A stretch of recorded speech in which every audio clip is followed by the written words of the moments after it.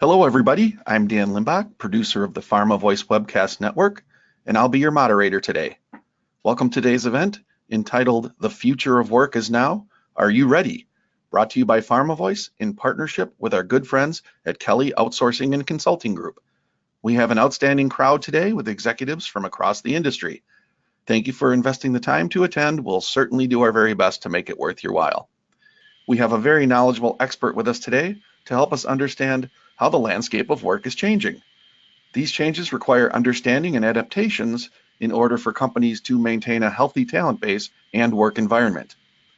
Mark Lanfear is a 20-year veteran of the life sciences and consumer health industries. He defines himself as a productive disruptor, futurist, and trend watcher. Mark has spent his time in the research and development halls of well-known companies such as Pfizer, Roche, and Abbott. An expert in talent management, Mark was cited in the best-selling book, Lead the Work. In his current role as Vice President and Global Practice Leader, Mark leads the development of market strategies to support the growth of workforce solutions in the life sciences industry. Based on the excellent turnout today, the topic is clearly an area of interest, and it promises to be an extremely informative session. I know I'm looking forward to it. So let's get on with the presentation. Mark, you have the floor. Thanks, Dan. Really appreciate being here with everyone today. Looking forward to questions and some of the discussion. As we take a look at the topic, we'll start at the top in a macro version, and then bring it down to some of the ideas and thoughts that we have and how things affect the life science world. I kind of break things down into four food groups here: the workforce, the social norms that are affecting it, the workplace, and the technology that's driving it. From a macro landscape, we can see that there are 6 items that are affecting the new world of work. A couple of them I'll bring your attention to are the gig economy and the demographic shifts. These are very interesting, and we'll talk about them as we go through the presentation. This intersects a lot with technology over here on the right. And the personalization of work and the personalization of technology is driving a lot of the ideas and especially the interactions that we're having with our workforce. So the real story kind of ends up that there's no longer a work-life balance, I like to say. There really is a full integration of work and life. It almost has to be a collaboration between the two. Part of what's driving this, and one of the things that I usually bring to most folks' attention is this desire for flexibility.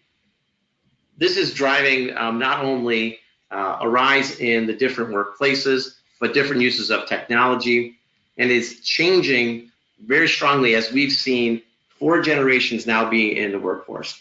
Right now, we're really dealing with baby boomers, Generation X, Generation Y, which is our millennials, and bookending that on both sides is either the pre-boomers, who are still in the workforce, fantastically enough, and the next gen that's coming up, which is Generation Z. This is highly transforming the style of work that's out there and the type of work and the arrangements that need to happen. So that's what some of them think and how that's going, but let's see what your C-suite is starting to think.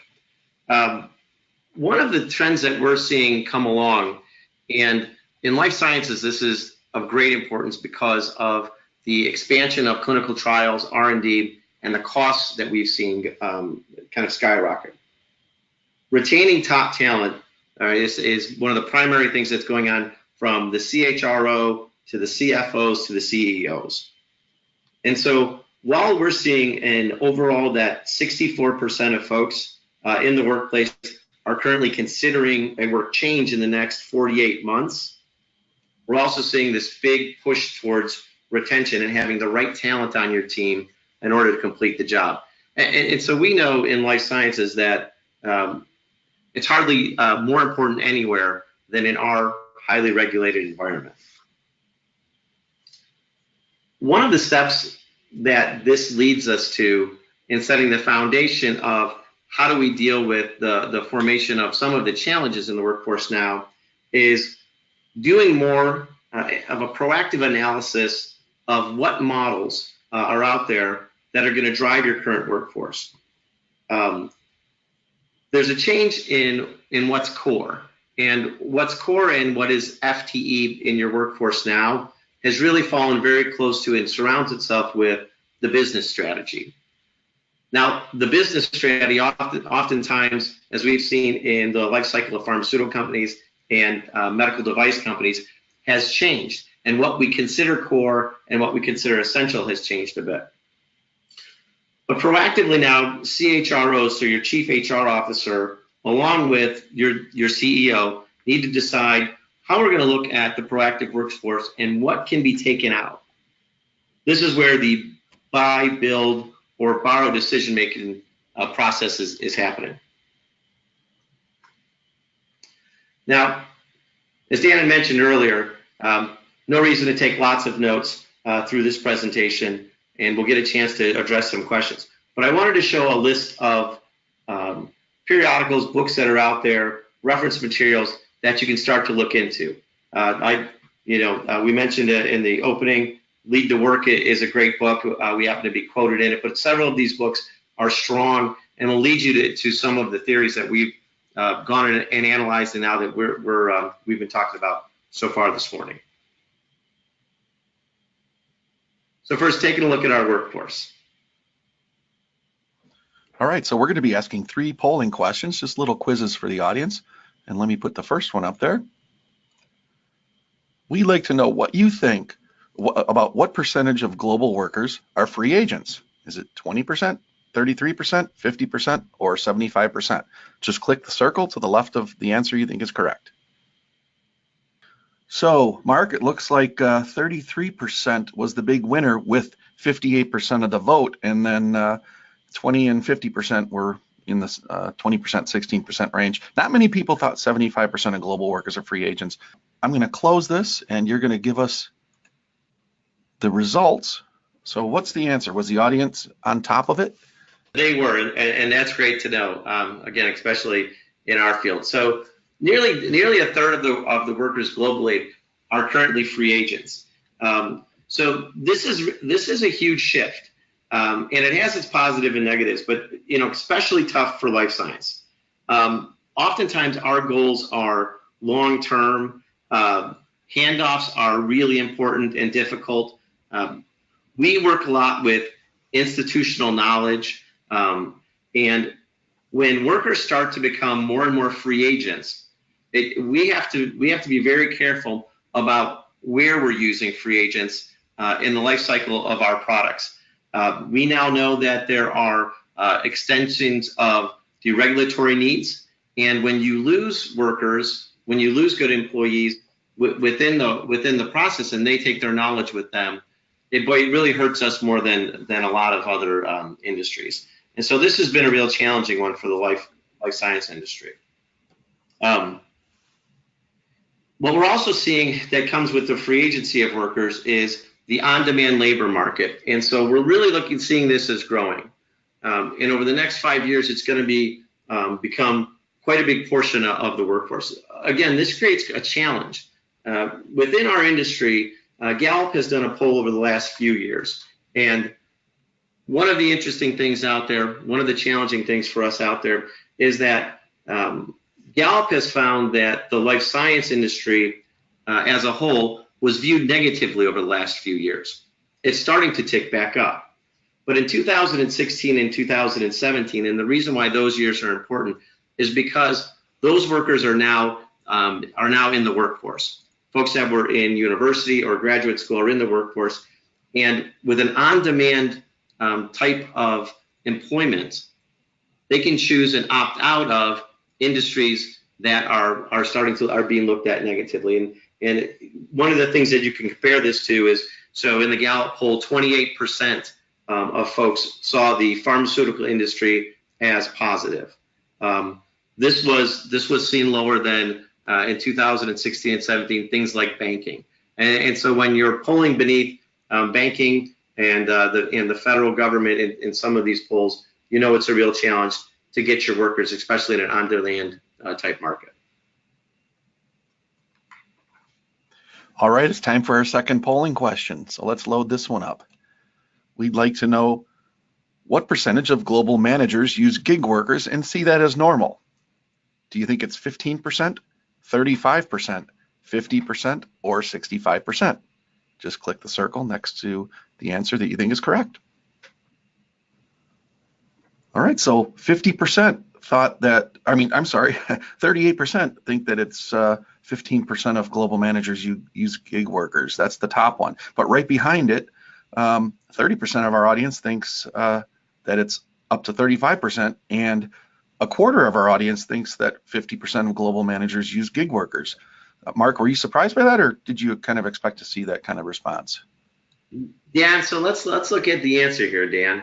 And so, our answer globally is 65%. But I'll tell you why I think that our audience has been pretty spot on in about a slide here. So remember that 65% answer as we move forward. So one other quick stat I wanted to show you is that, so of the folks that are using gig workers, 97% of them that are using really find this a satisfactory way of going about things. Now, for life sciences as compared to other verticals like technology, I think there's a little bit of a difference. And that's why I kind of wanted to show you this next slide here. So a couple of things jump out at me when we look at gig worker usage across the world. In a US-based scenario, I think that our audience was a lot closer to what is reality. You see about 47% gig worker usage in the US. And I can tell you a little bit about why that is. We have a much older population of workers still working in the US. And so, as we talked about earlier in the presentation, we're in a place in which we're really managing 4 generations of worker all at the same time in the United States. As you see some places where there are forcible retirements because of societal support, like let's say in EMEA, or you see some of these highly growing areas in APAC that maybe there are, it's either growth or infrastructure. That leads to more gig workers by region. So the United States at about 47% is real in line with what our audience thought. And again, it comes down to the composition of who's in our workforce. Now, as we start to take a look at the whys to this, and we can talk a little bit about your independent workers and what they're choosing reasons for. When we start to look at the preference of choice and primary income, where you have 30% free agents, this leans more towards your 18, this quote unquote 18 to 80 workforce that's out there. And as you move over to the right, the top, there we go, there's more of your 80. So we've seen folks come into the workforce, maybe they put 25 or 30 years in, and then they leave and they come back as gig workers or free agents. Where I put, kind of my generation of being in the workforce is kind of in that, and there's 2 things to the necessary choice area. It's folks like me participating in it, but then it's also, I think that maybe a lot of our audience are with life science companies now, maybe some of, the top 100. There's where we see a reluctance of use of gig workers because sometimes, as we've talked about before, you can see some handoff problems, and we'd really like to, prefer to have that FTE that we feel like is going to stick with us. But as we see it changing in the workforce environment, again, this is really becoming more and more of the everyday. We'll talk a little bit about the 16%. So as you see the workforce changing, the structure of workforce needs to change as well. And Deloitte's done some studies recently and found that, we're moving away from the hierarchical on the left-hand side organizational chart, and we're really moving much closer to how things are on the right-hand side. Now, one of the challenges that's going to face all of us is that we know that the millennial generation, as it's defined, is starting to become a bigger portion of the workforce. 50% of middle management is currently within the millennial generation, And by the time we get to 2025 or so, we're going to have 72% of that. Now, one of the challenges that comes up is in here, and it's because you have a matrix environment of working. Interpersonal skills is one of the most challenging and most needed skills out there. Because there's not a hierarchy anymore and one needs to work in more of a matrix environment, now that becomes a challenge. And when it's a technology-driven millennial generation of workers, that can become, kind of an issue. So we're seeing some of these differences out there. All right, so factor 2 is really our workplace. All right, let's do our third and final polling question.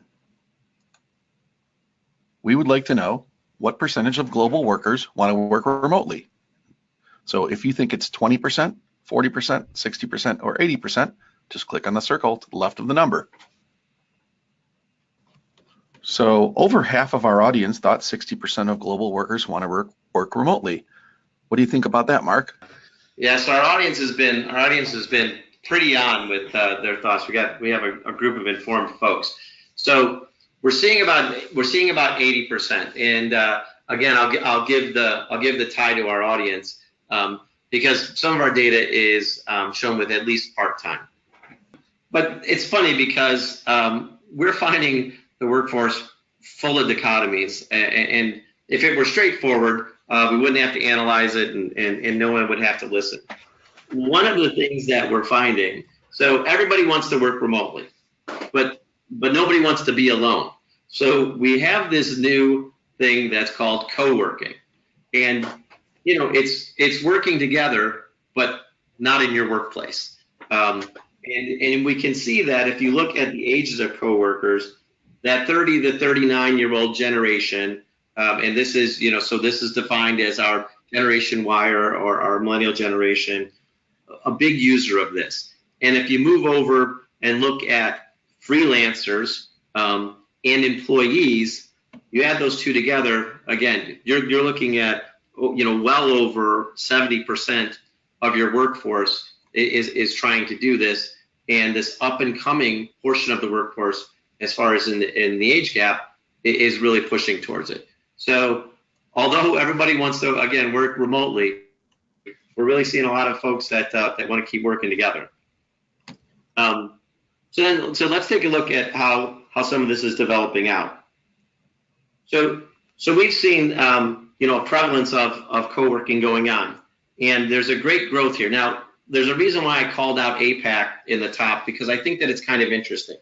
Again, this is a economy that's a developing region, and so that's really showing a strong need for co-working. If we go back and look at the United States or even in EMEA, there's a lot of spaces and buildings that folks are working in, and because we have those, we tend to drive our employees and even our free agents back into those buildings. So for example, we're seeing many more companies in the United States refurbish the buildings to become more of an open working space.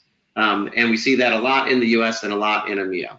And again, I guess one of the ways in which we could see that, this co-working, staying together all the time is, if we look at one example of how many pharmaceutical companies have moved to the Boston area, and how many folks, on this call have probably been asked to move to that area in the last, 2 years. So technology is kind of factor 3 here, and we're going to talk a little bit about this. AI and all these things have come out there, and we don't want to leave technology out, but at the same time, we can slow down, and I don't think the iRobot theme is going to take over quite yet. Everybody's probably seen some of the videos of the Amazon production areas where robots are running everything and packages are even being moved around. And that's coming into our space quite a bit when you think about central labs and some of these big spaces where there's hardly any humans interacting within the lab area. That being said, I'm going to give you just kind of the quickie education on what the architecture of the labor is looking like, and this will give you a kind of a thumbnail sketch of whether a robot's going to take over your job or not. I think when it comes to things like vacuums and cutting the lawn, yep, that's happening for sure. But I don't think anybody really likes doing those things anyway. So on one side of the spectrum really is the commoditized and physical, and that is that kind of those Amazon centers. And thankfully, you know, for us, I guess, I would say that science and R&D and medicine is really on the other side of the spectrum, from specialized to the social and emotional. So here we go. All right, so this chart is for you to look at, and I'll help you a little bit with it, but it's just to kind of make me look smart. And I have a bunch of these in my office if anybody wants to see any of the other ones. So if you look at this, and you look at, this is for the healthcare and life sciences, the big thing you want to look at is that social and emotional area, and so that is the gray. And if you look at the gray, you see that the bigger gray dot that we have, and then you look at the potential for automation. So we're over on the left-hand side of the potential for automation, so that makes us low. And we're on the high side of demand, which is part of what we've been talking about. Our industry is expanding, and we don't really have the workers, and so this is why the free agency and gig workers start to affect us greatly. So for example, when you're looking at this, if you look over to the right-hand side, you'll see a small dot that says data entry. So that has a high potential of being automated, and I think we've seen a lot of that. So that should give you a little bit of a feel of what's happening out there. One of my favorite dots is almost, you know, right in the center, in the middle. It's procurement in our industry, and so has an ability to be automated. I think the demand is down, and it's starting to shrink a little bit. And if any of our procurement friends are on here, I have friends in the role. That seems to ring true for me. So as you start to take a look at how technology, automation, and AI generally affects the workforce, we can be pretty comfortable that for us, it drives our workforce to grow. So this is going to have a positive effect on us, and this should lead to more jobs. You know, so the majority of time, this is what technology does. And for us, again, since we're in certain places on that spectrum, it'll affect us positively. Now, as we start to look at the composition of the workforce, and again, if you look down on the right-hand side, you see millennials are going to be 75% of the workforce by 2025, and that's right around the corner. A lot of workers in this area are wanting to go into the independent workforce. And so if we start to take a look at the 27 and 23 that you see desired on the right-hand side, where the workforce is going to, you're looking at almost 50% is either in the supplemental or, this big portion here is primary job is an independent working job. First looking at these numbers, I found these to be quite a shock.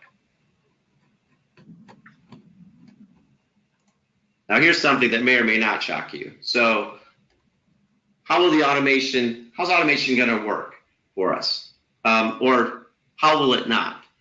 If you quickly scoot down to the right, you'll see that, yep, it sounds great. AI is going to do a lot of good stuff for us, and there are going to be a lot of changes that'll make things more efficient. But look down on the right-hand side and see how many companies intend to invest in the training and reskilling that it's going to take to support automation and AI. So this is one of the things that I think for our audience we have to watch out for. As we start to get excited about technology and automation and bots coming into play, we have to understand that we're still dealing with lots of human beings here for a long time. And so one of the most important messages that comes out of here is that we need to collaborate with our future, collaborate with the automation and artificial intelligence that's coming into our field. So technology and the way in which we're working, and this again is talking about the gig economy and the independent worker, new skills are needed. And for some of us on the phone, the skills to the right-hand side may not seem all that new. But I think that some of them jump out for me as me being unsure whether we need to train them further, because I'm not sure that they exist within what's coming up in the workforce.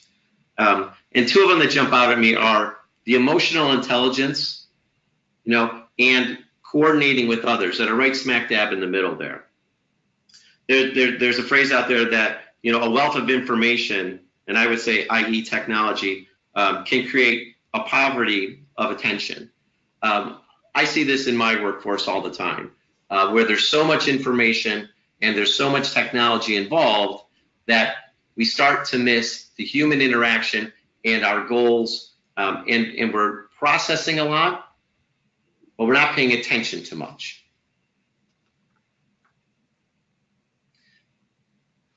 Where we start to define out the differences in being able to use gig workers as compared to FTEs or core workers, or look at our strategy, really starts to balance out between the tasks and the project and what's strategic.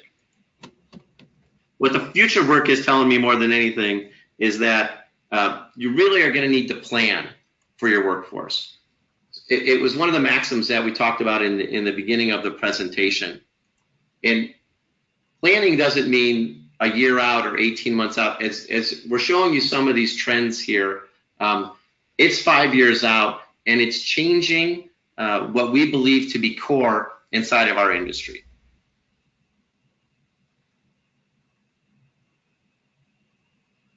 So one of the next overall criteria is the kind of how the social norms are affecting the workforce. And so social norms are very closely linked these days to the flexibility of work.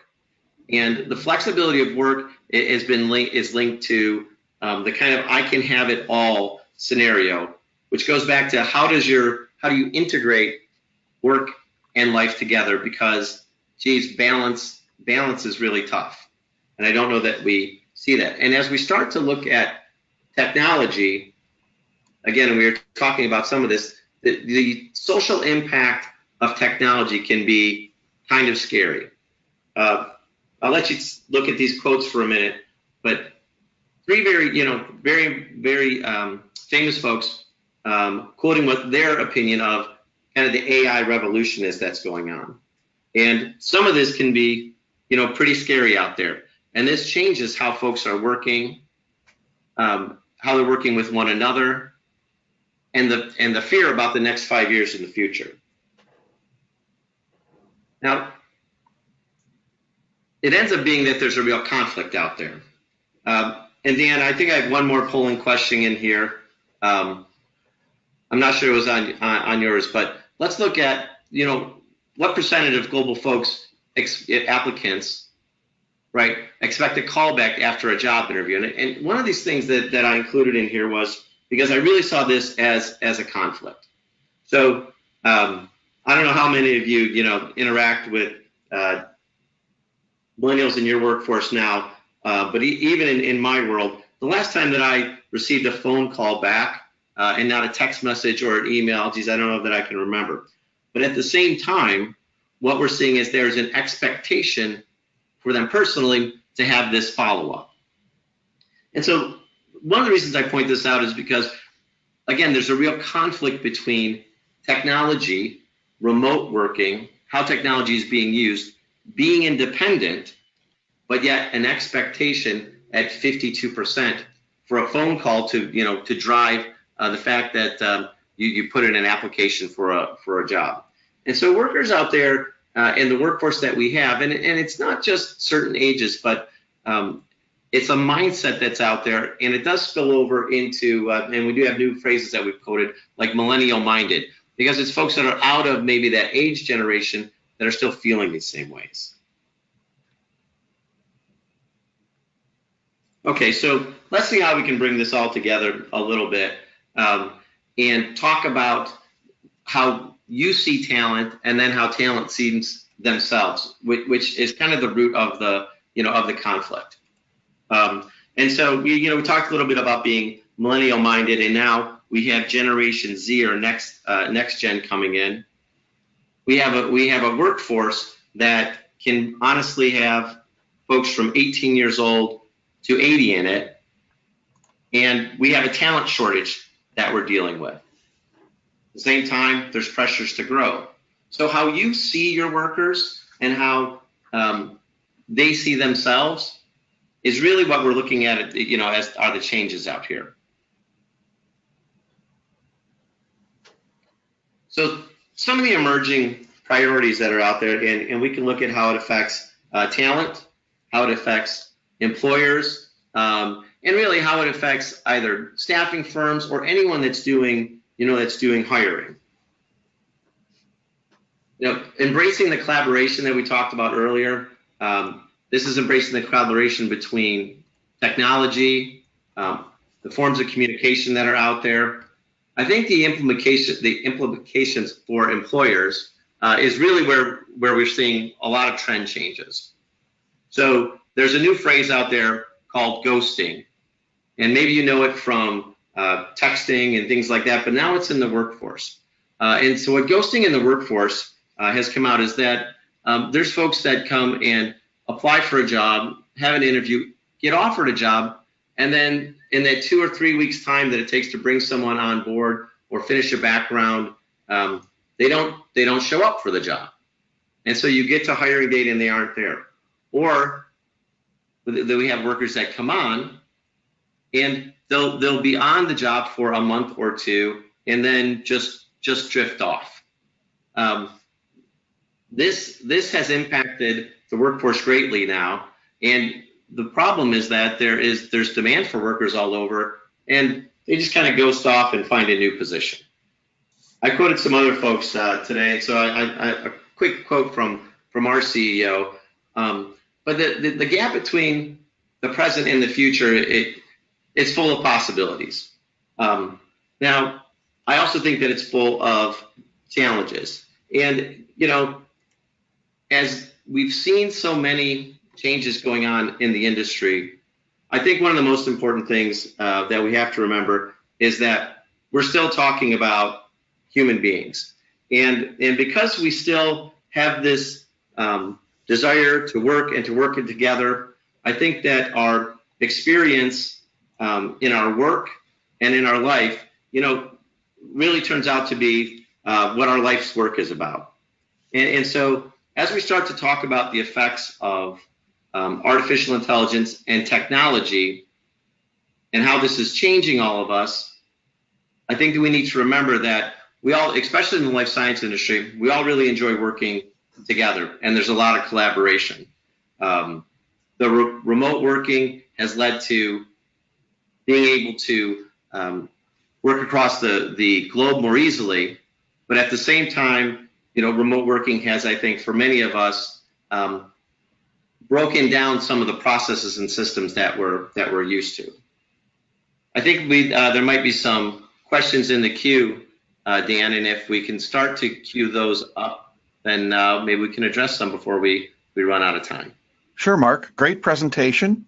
And I'm sure our audience members are going to want to look at this recording once it's available to see some of those stats again, because there was a lot of really good info there, and it's a lot to digest in just 40 minutes or so. But throughout the presentation segment of the webinar, we have heard and seen a lot of great information, but we've really only scratched the surface on this topic. It is time for our Q&A session, and this is always a very popular segment of our web seminars, and we already do have some outstanding questions sent in from the attendees. So let's get to it, shall we? Mark, do you want to pick any of the questions in our queued up questions? Yeah. So one of the questions that came up is, do we believe that the fact that medical insurance was at one point tied to employment and now isn't, is that pushing some of the gig economy rates? And I think that's absolutely the case. And so it's one of those moments where you got to kind of watch what you wish for, because you might get it.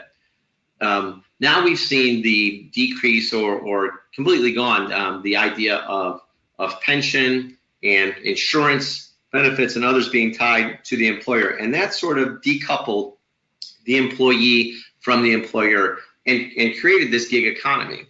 The challenge is that down the road now, and we haven't seen it, but the challenge is that down the road, generations from now, will workers have been sensible enough to protect their insurance, save for their retirement, and for the rainy day.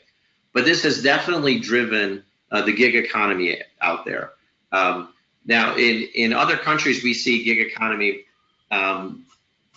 exploding that aren't the U.S. and where there's still a coupling of insurance to the place of birth, and so that's kind of come up, and I think that's where we've seen some of the slower gig rising, but definitely this has been one of the big drivers. One of the questions along the same lines, in our world of regulations, our laws and other things overburdening the employers and then driving the ICs being used. And so I think that's part of it. What's happened in our industry as well is we've seen a change in direction in our life science companies. And when they move to a change in direction, they want to reach out and grab ICs or consultants that are good in this new area. And that quick strategic shift has driven in a positive way this need for the gig worker or the independent contractor. There's another question here that's about AI, and it's, how is the labor market expected to grow when most jobs are being overtaken by artificial intelligence? And so that goes back to that kind of busy plot graph that we had. And what's occurring is that jobs that are highly human in need, nature, and decision making, those jobs are going to grow. And one of the things that we talk about a lot is that the most interesting job 5 years from now hasn't even been created yet. So part of that is that the AI will shed off, I want to say naturally, organically, shed off jobs and roles that are becoming maybe obsolete, or jobs are now becoming more efficient. And so we'll see a new bloom of jobs once we cut some of these other ones out of the way. So overall, statistics would tell us that the job market is going to grow, but those jobs are going to be different than the ones we have today. I've got one submitted from one of our registrants when they signed up for the webinar. You want me to shoot that out to you? Sure, that'd be fine. Okay, so this person wants to know if you can list any contractor marketplaces that you would consider successful. So where do companies find gig workers, and where do gig workers find gigs? Yeah, and that is that's a really great question, Dan, and that's one of the big challenges out there, because previously staffing companies, although they were dealing in temporary workers, really wasn't the same as gig workers, and so there's starting to be a formation of communities out there, but right now I think that this is a real gap that we have in the industry.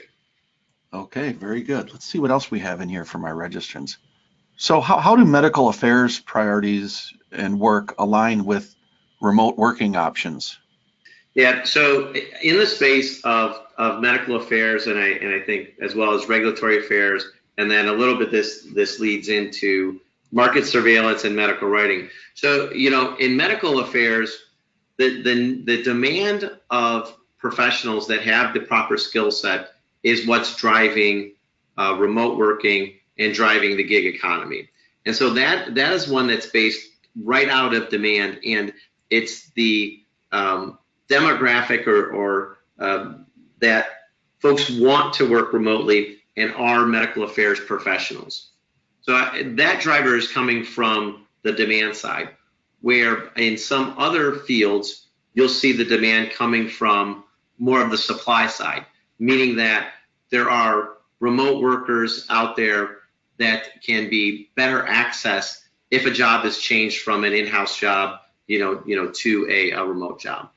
So medical affairs, regulatory affairs is something that in our industry, especially with things like EU MDR coming so far onto the scene, has really become demand driven as well. I think the conflict there, or the challenge there, is that a lot of knowledge about regulatory affairs is very organic to the region.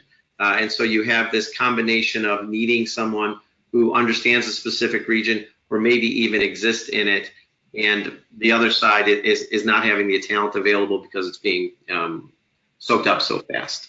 Another question here. Uber recently won a court decision where they're allowed to classify their drivers as independent workers. Is this actually moving the U.S. faster toward the gig economy? Yeah, and I'll give you a little anecdote about Uber. I attended the Drug Information Association meeting, as probably many of us did last year, and there was an Uber booth for medical transport. And so I went over and asked them a few questions, and at this point, it was really just a storefront. They haven't figured out their insurances and how they're quite going to do it, but they know that they can do it, and they were offering it for clinical trials and stuff. They know that they can do it because their technology platform, but they weren't quite there on the knowledge part of it. And I think that that's kind of an interesting anecdote for all of AI and technology as it moves too quickly into our space sometimes. But Uber is everybody knows Uber, and so it's a buzzword. And when you want to refer to something being an independent worker or a gig worker, you're like, oh, I could Uber that, kind of using it as a verb. But when it comes down to Ubering some of the things in our research and development world, I find that there is a lack of foundational knowledge of how things get done. And Dan, I have a question in the queue here that I think it's important to mention, and I probably should have done this earlier. So when I speak about something like the gig economy, and so someone was asking me, what does that mean? And is it an acronym? It's not. What it really simply means is that workers feel like they can go like musicians from gig to gig to gig. So it's not about the size of the database, and it's not an acronym. It actually means taking job after job after job, and it's coined off of a musician or such taking a gig or taking the next thing. So here's a good question from one of our registrants. They're talking about how people are living longer, so people that are now in their 50s and 60s know they have to maybe push off retirement for a little bit later. And I think I saw something recently that said the average time of retirement is 18 years that you need to plan for being able to take care of yourself financially. So how are the people in their 50s and 60s adapting to this new type of work and economy? Great question. I think if you can get your head around it, I think it's really positive. So we looked at in one of our slides, supplementing your work. And if you're an experienced person in the life science industry and you're in your 50s or you're in your 60s, geez, I got to tell you, you're extremely valuable. And as we've been advising companies now, you want to build a diverse team. And oftentimes now we talk about diversity in the age and job scenarios. So you want some boomers on your team helping your Generation Yers and Generation Xers to where they get going. It's easy to balance out when not everyone is looking for that next promotion. Some people are looking, have the behaviors of loyal and hardworking, and are looking for the tangible rewards. And then you can have some folks that are out there just, like the millennial generation that are trying to make a difference, and are looking for credit and these types of things. And some of these characteristics that I mentioned, these aren't just off the cuff. These are from many years of study and statistics about what folks want. So there really is a great balance there. And Dan, that probably, there's another question in the queue that is kind of on the tail end of this. Someone had asked if you have an MBA but you're a new job seeker, how do you get yourself into a position? And I think that again, the gig economy kind of helps with that, and the independent worker economy, because what we see now is companies going for an instantaneous start, and they'll name the criteria of what they're looking for, and maybe they know they're going to have somebody on for a year. This can give you a good foothold in. It also may launch yourself into having an independent, an IC type career. So there are a lot of people in the workforce that maybe entered the workforce during the paper-based mode, and then they adjusted to the paperless society, and now we're kind of almost moving into the office-less society. So what are some of the new skills needed in this future of work? Yeah. So, and we are kind of moving to the office. I think that's an interesting way. I don't know if that was in the question, but I think that's an interesting way of putting it. We listed some of the primary characteristics that we're looking for in workers, and one of the biggest things, one of the biggest skill sets, is the ability to communicate and the desire to do that. Previously, and it's in there, in all of the data. Previously, there's been one or two generations in the workforce at a time, and those generations were brought into a workplace where everyone was in the office, and you learned the corporate culture, you learned how to interact, you even learned the tools. Now, multi-generation, multi-region, not a central location is what the workforce looks like. And the challenge there is being able to interact and communicate properly with different cultures, different generations, and be effective together. And so these types of things is really the new skill set that's out there. Real tangible things like project management and stuff are always very strong and important, but it's high communication that's really come into play. Great. So here's another good one I think we should address. So this person wants to know, how can you effectively manage employees, and I'll add gig workers, when they're working from home? Are there any strategies, tactics, or tools that you could recommend? Yeah, and there are. So one of the most tangible things that we try to advise folks to do is take advantage of the video technology that's available. When folks are remote and you're either not going to see them at all, or you only see them once or twice a year, using video technology, and what I would advise, not just the single picture that you have that doesn't move, but getting your teams to be prepared and use full video technology during meetings is what will bring your teams together. That's probably the primary thing that I can suggest. That makes a lot of sense. I know we use a lot of video at Pharma Voice when we're collaborating. Okay, do you see anything else you want to address, Mark, or do you think we should work towards our close? Yeah, I think we can work towards the close. There's a few other questions in here, but I think we've covered them. Okay, very good. So everyone in the audience, I do encourage you to contact Mark after the webinar if you want to go into greater detail on anything you've heard today. He's definitely interested in hearing from you for any other aspects about this topic that we didn't cover. So if you still have a question or a comment, just send an email to the address on the screen, and that will go directly to Mark. Mark, I'm going to give it back to you for any final words of wisdom. Well, I want to thank the audience. I know that everybody's busy, and time like this goes by fast. So I appreciate everyone being part of this.